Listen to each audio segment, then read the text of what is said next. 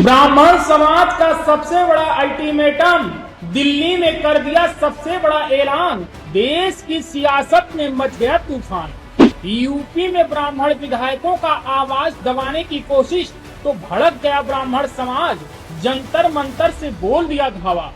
परशुराम सेना के राष्ट्रीय अध्यक्ष पंडित विमल तिवारी का सबसे बड़ा ऐलान, पूरे देश में होगा चक्का जाम अगर ब्राह्मणों का हुआ अपमान। चुनाव से पहले परशुराम सेना के राष्ट्रीय अध्यक्ष की सबसे बड़ी डिमांड, ब्राह्मणों की सुरक्षा के लिए बने बीपा कानून। प्रधानमंत्री मोदी और राज्यों की सरकारों से की मांग, धार्मिक ग्रंथों और ब्राह्मणों की सुरक्षा के लिए बने कानून। दिल्ली जंतर मंतर से किया ऐलान, अब भोपाल करेंगे कूच, परशुराम सेना का अल्टीमेटम।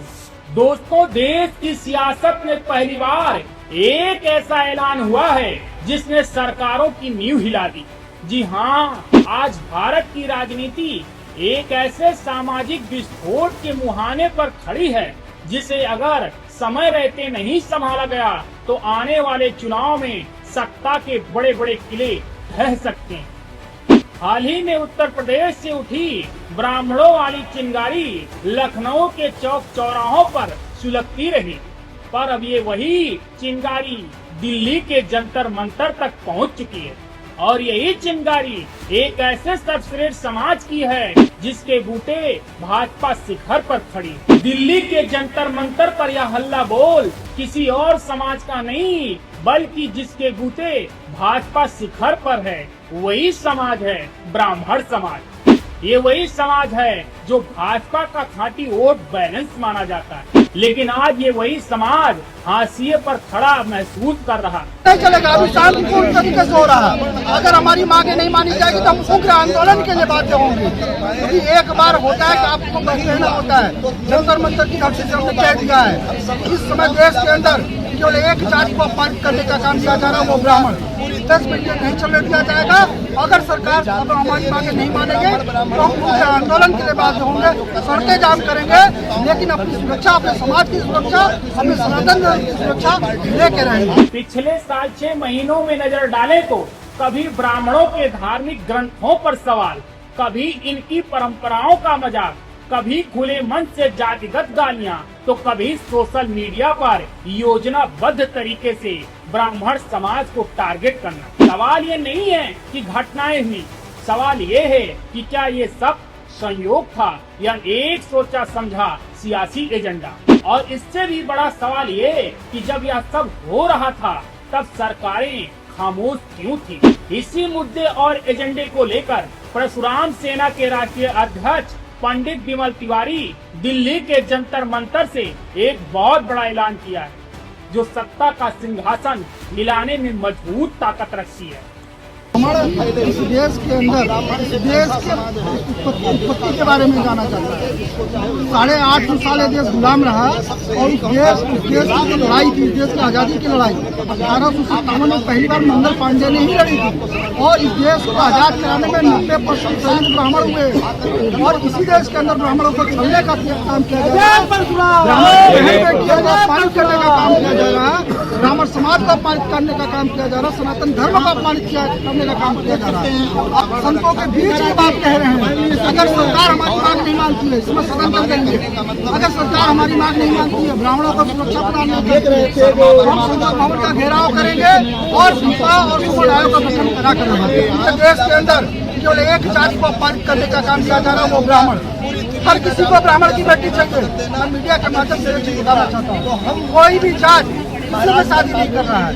यादव नहीं कर रहा, पटेल नहीं कर रहा, कुशवाहा में कुशवाहा नहीं कर रहा, कोल में कोल नहीं कर रहा, चमार में सब अपनी पारंपरिक शादी कर रहे हैं, लेकिन सबको ब्राह्मण की बेटी चाहिए।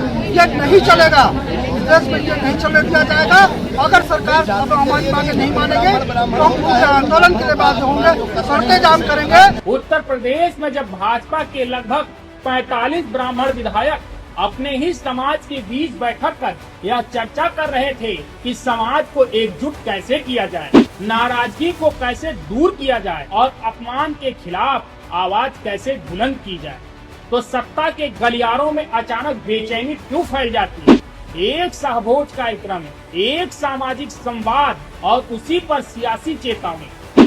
भाजपा के नए नवेले प्रदेश अध्यक्ष पंकज चौधरी सामने आकर यह कहने लगे कि इस तरह की बैठक ठीक नहीं है। सवाल उठता है, क्या दलित पिछड़ा आदिवासी सम्मेलन लोकतंत्र है और ब्राह्मण समाज की बैठक अनुशासनहीनता?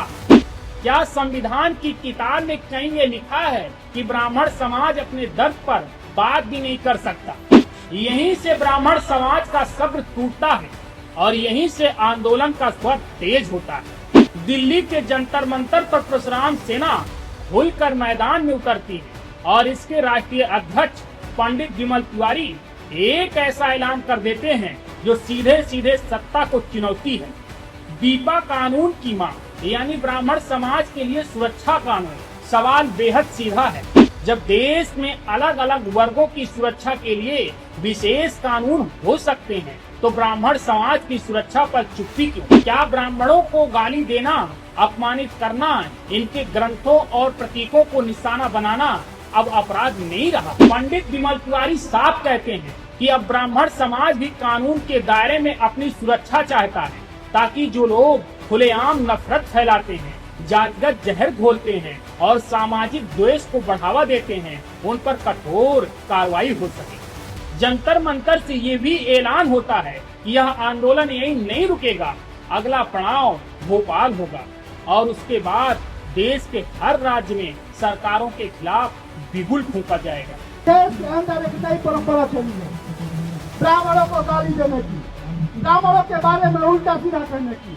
मैं आज जंतर मंतर से एक चीज पूछना चाहता हूँ, जो भी धुरंधर ब्राह्मणों को अपमानित करने का काम कर रहे हैं, एक नाम ब्राह्मण का बता दे जिसने किसी भी जात की बहनी बेटियों पर सवाल उठाया हो। ब्राह्मण सर्वोच्च टुकड़ा की बात करता है, ब्राह्मण प्राणियों में सद्भावना की बात करता है, ब्राह्मण विश्व में कल्याण की बात करता है। लेकिन आज हम सबको ब्राह्मण की बहन बेटियां चाहिए। मेरे साथियों, आप सबको बता दूं, हम सबको सजग रहने की जरूरत है। मैं सदन में बैठे उन नेताओं को जो किसी भी समाज से आते हैं ये मांग करता हूँ कि अगर आपने SC/ST एक्ट बनाया था, आपको लगता था कि दलितों के बारे में उल्टा सीधा लोग बोल रहे हैं, इसीलिए SC/ST एक्ट बनाया गया था ना, तो आज सबसे ज्यादा ब्राह्मण समाज को कटघरे में खड़ा किया जा रहा है, सबसे ज्यादा ब्राह्मण समाज को उल्टा सीधा बोला जा रहा है। तो आपको बीपा बनाने में दिक्कत क्यों आ रही है? ब्राह्मणों को सुरक्षा देने में दिक्कत क्यों आ रही है? जबकि इस देश की जितनी भी राजनीतिक पार्टियां हैं, अगर आप उनका अगर इतिहास उठा के देखेंगे, कोई भी राजनीतिक पार्टी हो, चाहे वो भारतीय जनता पार्टी हो, कांग्रेस हो, बसपा हो, सपा हो, कोई भी राजनीतिक पार्टी हो, अगर आप उसका इतिहास उठा के देखेंगे तो हर पार्टी में सबसे बड़ा योगदान ब्राह्मणों का रहा है और सभी राजनीतिक पार्टियों ने ब्राह्मणों को छलने का काम किया है। ब्राह्मण आज 3 रुपए के यूज एंड थ्रो की कलम हो गया है। यह सिर्फ एक संगठन का आंदोलन नहीं कह सकती, यह इस समाज की चेतावनी है जिसने अब चुप रहने से इनकार कर दिया। यह हल्ला बोल ऐसे समय में हो रहा है जब देश चुनावी मोड में है, जब हर वोट की कीमत है और जब ब्राह्मण समाज आज भी कई राज्यों में निर्णायक भूमिका में। भाजपा हो, कांग्रेस हो, समाजवादी पार्टी या कोई और सियासी, अब किसी के लिए भी इस नाराजगी को नजरअंदाज करना आसान नहीं होगा। इतिहास गवाह है कि जब ब्राह्मण समाज नाराज होता है तो सिर्फ बयान नहीं बदलती, सत्ता बदल जाती।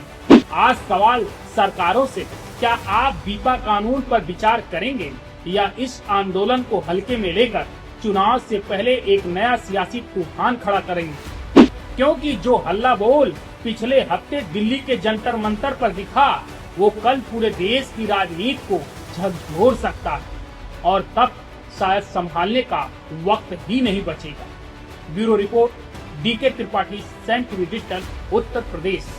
सब्सक्राइब करें साम टीवी, क्योंकि हम आ गए हैं अब आपके बीच, दिखाएंगे सत्ता के वादों और अपराधियों के एक एक कारनामे की हकीकत। और हाँ, अगर आपके पास भी हो कोई ऐसी खबर तो कमेंट करके हमें बताएं, क्योंकि बिना डर और दबाव के हम दिखाते हैं हर एक खबर डंके की चोट पर।